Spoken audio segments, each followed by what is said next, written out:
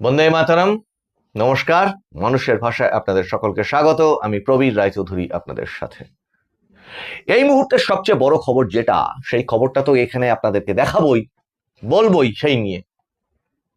কিন্তু তার আগে একটা বিষয়, সেটা হচ্ছে এই যে 2টি মাস, আজকে 4 তারিখ আর 4 মে, যে রাজ্যের ঐতিহাসিক ফলাফলের মাধ্যমে একটি নতুন সরকার প্রতিষ্ঠিত হয়, পালা বদল হয়, সোনার বাংলার সরকার গঠিত হয়, তার এই 2 মাস পূরণের মধ্যে যে যে বিষয়গুলি সরকারের কাছে চ্যালেঞ্জ ছিল সেগুলি কি কি, এইটা যদি প্রশ্ন রাখা হয় তাহলে এক কথায় বলে দেওয়া যায়, যেখানে যেখানে সরকার হাত দিতে যাচ্ছে সব কটাই ছিল চ্যালেঞ্জিং। রন্ধে রন্ধে ঢুকে থাকা দুর্নীতি, লুটতরাজ, অপরাধ এবং অপরাধের বিভিন্ন রকম যে উপসর্গগুলো তার সাথে লেগে থাকে সেইগুলি। আর এই সমস্ত কিছু দুর্নীতি, লুটপাট, এই সমস্তগুলোকে মানে শুদ্ধিকরণের মাধ্যমে, প্রতিকারের মাধ্যমে এই সরকারকে তার উন্নয়ন কর্মসূচিকে নিয়ে এগিয়ে চলতে হচ্ছে। এখন যে সংকল্পপত্র বিজেপি নির্বাচনী প্রচারের সময় প্রকাশ করেছিল, তার মধ্যে পরবর্তীতে সরকার গঠন হওয়ার পর সবচেয়ে বড় ঘটনা যেটি ছিল সেটি হচ্ছে রাজ্য বাজেট। অত্যন্ত অল্প সময়ের মধ্যে সেই বাজেট রাজ্যকে পেশ করতে হয়েছিল, এবং সেই বাজেট এমন এক ঐতিহাসিক এবং অভূতপূর্ব বাজেট, যেখানে ওই সংকল্পপত্রে যে সমস্ত কমিটমেন্টগুলো করা হয়েছিল সেই কমিটমেন্টগুলো ওই বাজেটে প্রতিফলিত হয়, এবং যে বাজেটকে অতি বড় বিজেপি সমালোচক, সেও সেই বাজেটের প্রশংসায় পঞ্চমুখ হয়েছে, এবং প্রায় সমালোচনা কোনো জায়গায় খুঁজে পাওয়া যায়। এর মাঝখানে আরো আরো বড় বড় বেশ কিছু ঘটনা সরকারের তরফ থেকে নেওয়া হয়েছে, যেমন সীমান্তে কাঁটাতারের ব্যবস্থা করা, গুন্ডা দমন আইন, বেআইনি সম্পত্তি, সেই সম্পত্তিকে বুলডোজারের মাধ্যমে গুঁড়িয়ে দেওয়ার ব্যবস্থা করা, এই সমস্ত কিছু তো আছেই। কিন্তু আজকে তার সাথে যোগ হলো আর একটি বিষয়। মাঝখানে তাদের প্রতিশ্রুতি মতোই যে কথাটি মমতা বন্দ্যোপাধ্যায় বারবার বলতেন তার প্রচারে, যে বিজেপি ক্ষমতায় আসলে সব পরিষেবা বন্ধ করে দেবে, তার চালু করা সমস্ত পরিষেবা বন্ধ করে দেবে। অন্নপূর্ণা ভান্ডারের টাকা প্রত্যেকের অ্যাকাউন্টে অ্যাকাউন্টে পৌঁছেছে, কিন্তু কিন্তু সেখানে একটা কথা কিন্তু মাননীয় মন্ত্রী অগ্নিমিত্রা পাল তিনি বারবার করে বলেছেন, এবং মাননীয় মুখ্যমন্ত্রী শুভেন্দু অধিকারী তিনি তো বারবারই বলেছেন, সেটা হচ্ছে ভুয়ো অ্যাকাউন্টে কোনো অনুদান যাবে না, তার জন্য ছাড়াই বাছাই হবে। 30 লক্ষের কাছাকাছি ভুয়ো লক্ষ্মীর ভান্ডার, তার ছাড়াই বাছাই পর্ব চলছে, এবং সেগুলো সরকারের নজরে রয়েছে। পুরুষ সে লক্ষ্মীর ভান্ডার পেত, এরকম প্রচুর পাওয়া গেছে। পুরুষ বিধবা ভাতা পেত, এরকমটাও প্রচুর পাওয়া গেছে। কাজে ছাড়াই বাছাই তো চলবে। এখন তার মধ্যে ঢুকে থাকা ঘুণ পোকা বিভিন্ন দপ্তরে দপ্তরে, সেটার ছাড়াই বাছাইও চালু আছে। আর এই সমস্ত কিছু, এই যে চতুর্দিকে যে যেটা দিয়ে এই এপিসোডটা শুরু করলাম, যে এত কিছু দুর্নীতি, এত কিছু লুণ্ঠন, এত কিছু অত্যাচার, সর্বোপরি এক সামগ্রিক স্বৈরাচারী শাসন ব্যবস্থা, যে শাসন ব্যবস্থা পুরো সমাজটাকে বিপর্যস্ত করে দিয়েছে, সেখানে দাঁড়িয়ে শিক্ষা ব্যবস্থা তো ধ্বংসপ্রাপ্ত হয়েই ছিল, তার পুনরুজ্জীবন দরকার। তেমনি প্রতিটি ক্ষেত্রে, সমাজের প্রত্যেকটি ক্ষেত্রে পুনরুজ্জীবনের ব্যবস্থা নেওয়া প্রয়োজন, এবং সরকার সেটা নিচ্ছে। আইনের শাসন প্রতিষ্ঠার কথা মুখ্যমন্ত্রী বারবার বলছেন, যেখানে শাসকের আইন না, আইনের শাসন চলবে, এবং তার দৃষ্টান্তগুলো আমরা সমাজের বিভিন্ন কোণা কোণা থেকে দেখতে পাচ্ছি। বিভিন্ন রকমের লুটেরা তোলাবাজিতে সঙ্গে যুক্ত, ভোট পরবর্তী হিংসার সঙ্গে যুক্ত, গুন্ডামির সঙ্গে যুক্ত এই লুটেরাদের বিভিন্ন রকমের গ্রেপ্তারির মাধ্যম দিয়ে। আর তার সাথে আজকে যোগ হলো যেটা অত্যন্ত বড় একটি খবর, সেটি হচ্ছে এই রাজ্যের সবচেয়ে বড়, বলা যায় অভাবের জায়গা যেটা তৈরি হয়েছিল এবং যেটাকে কাজে লাগিয়ে ওই সরকার এই সমাজটাকে আরো বেশি অরাজক অবস্থার মধ্যে ঠেলে দিয়েছিল, সেটি হচ্ছে নিয়োগ দুর্নীতি।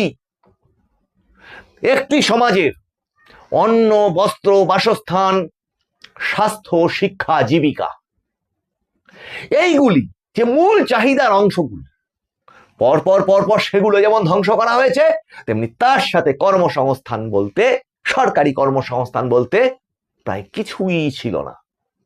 এই রাজ্যটি জীবিকাহীন একটি রাজ্যে, মানে সরকারি ক্ষেত্রে জীবিকাহীন একটি রাজ্যে পরিণত হয়েছিল। আর একের পর এক দুর্নীতি, যেখানে হাত দেওয়া হবে সেখানেই দুর্নীতি। তার মধ্যে অন্যতম বড় দুর্নীতি সেটা শিক্ষক নিয়োগ দুর্নীতি, এটা আমরা সবাই জানি। তেমনি সেই দুর্নীতি কখনো বনসহায়ক নিয়োগ দুর্নীতি, কখনো দমকল দপ্তরের নিয়োগ দুর্নীতি, এর আকারে প্রতিটি দপ্তরে এরকম খুঁজলে পাওয়া যাবে। এখন সেটি সম্পর্কেই আজকে মুখ্যমন্ত্রী এক অভূতপূর্ব ঐতিহাসিক পদক্ষেপ গ্রহণ করলেন, যেটা তাদের সংকল্পপত্রেও ছিল বিজেপির এবং যেটা বাজেটেও ছিল। মুখ্যমন্ত্রী মাননীয় শুভেন্দু অধিকারী তিনি আজকে খানিকক্ষণ আগে তার সোশ্যাল মিডিয়া যে অ্যাকাউন্টগুলি আছে তাতে বিবৃতি আকারে জানালেন, এই নিয়োগ দুর্নীতি থেকে উদ্ধার পাওয়ার যে উপায়, স্বচ্ছ নিয়োগ, সেই স্বচ্ছ নিয়োগের নোটিফিকেশন তারা করলেন। সেটা কিভাবে করলেন আপনারা স্ক্রিনে দেখতেই পাচ্ছেন।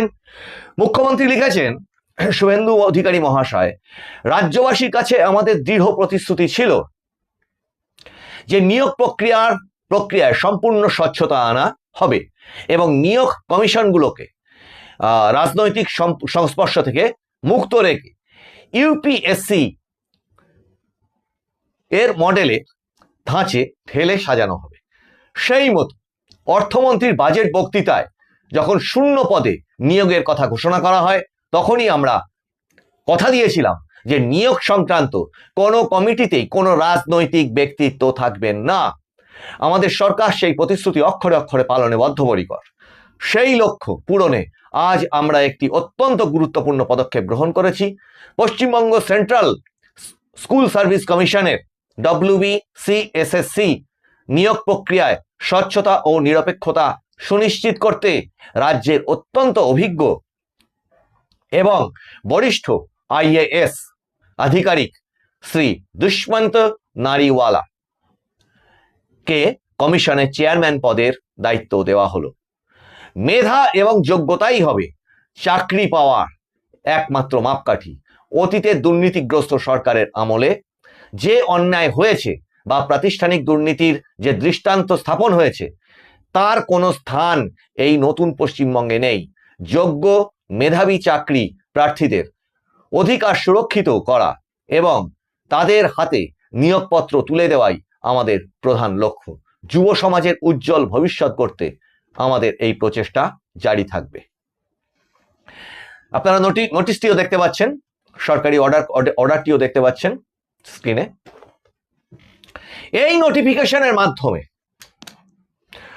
আমার মতে, আপনারাও আপনাদের মতামত জানাবেন, এক অন্ধকার জমানার অবসান ঘটতে চলেছে, যেখানে আমরা দেখেছি শূন্য খাতা দিয়ে চাকরি পাওয়ার নজির, যেখানে ওএমআর শিটকে লোপাট করে দেওয়ার ঘটনা এবং সেটাকে ধামাচাপা দেওয়ার জন্য তৎকালীন রাজ্য সরকার একের পর এক কৌশলে high court, division bench, supreme court, division bench এগুলো করে বেরিয়েছে এবং এগুলো করতে গিয়ে শেষ পর্যন্ত গোটা প্যানেলটাই কোর্টের রায় বাতিল হয়ে গেছে।